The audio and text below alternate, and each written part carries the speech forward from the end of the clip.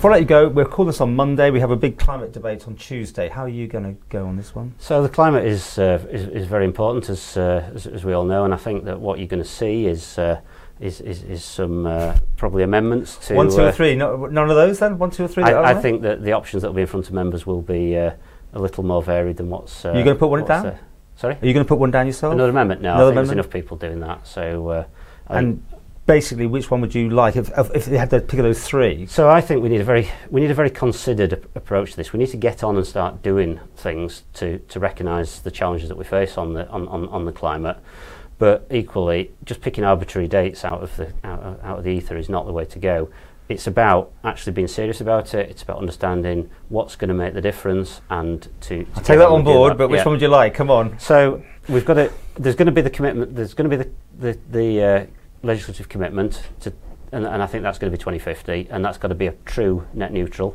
So, and we've got to get on before then. So I do think that Ralph Peake's amendment to bring in some external expertise has value. Sounds Mr. Hooper and Mr. Peake's sort of combined, making it earlier because things will drift. And I hear that, but I think actually, if you take the view that we'll set a date, but we're going to miss it, that's defeating the objective. What we've got to do is we've got to be really serious about this. We've got to get on. Government's got to take the lead, but individuals have to take their share of it as well. And one of the things that worries me a little bit is that the consultation clearly showed that people wanted things done, but when you actually look at the answers, they weren't very keen on things that affected them in terms of either lifestyle or having to actually pay for it. That isn't going to work. We've got to be mature as a community about this, that if we want change, there are going to be costs. There are going to be opportunities as well.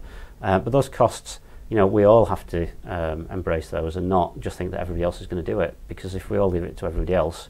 Do you have faith in Comyn? Do I have faith in Comyn? Yeah. You're so almost in there, aren't you? You back Comyn pretty well all the time. That's the sort of way. I mean, it's a bit of generalisation, but you're a big fan of theirs. I don't think fan is the word. I'm being a bit I think what it is, the Comyn are in there having to make decisions, and for me, the benefit of the doubt goes with the people who are making the decisions, unless I've got a reason to disagree with it. So, but I don't always back them. I mean, I'm the person who brought the Notfield motion, which is probably the most profound motion that's happened in this period. I also brought the Select Committee for Accommodation of Vulnerable Young People, which again, very, very profound issues, and we've done the report on that, and it really challenges the island.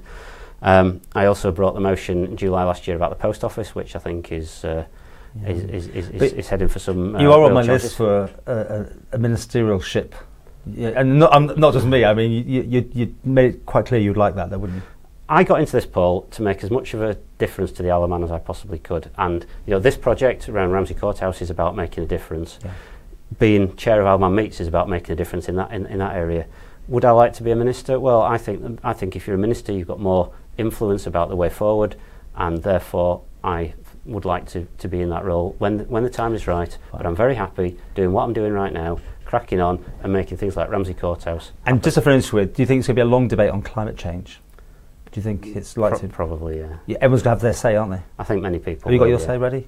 I know what I want to say, but whether I say it or not, I'll decide at the time. I tend to not prepare big, long pre-prepared You feel the love speeches. in the room first, do you actually listen to what... No, I think you've got to listen. You've got to listen. Because some people don't, they just have their... I know, for me, that's not the way. You've got to have your key points that you want to get across. And I did speak along those lines in May's Tynwald, and probably what I would say would be similar to that as well.